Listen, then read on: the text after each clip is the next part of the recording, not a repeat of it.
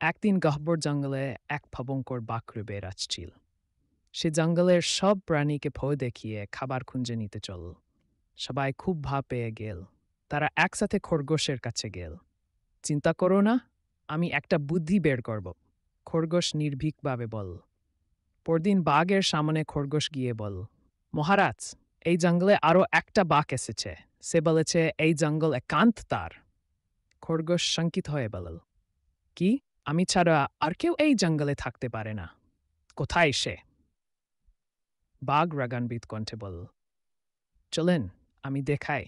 খরগোশ উসুকাবে বল, ওই পানিতে তাকান, ওখানেই সে লুকিয়ে আছে।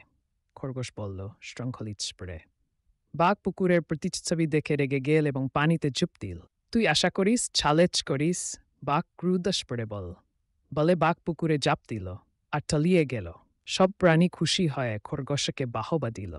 বুদ্ধিমানের যা হক, সবাই উল্লাসিত হয়ে বলল।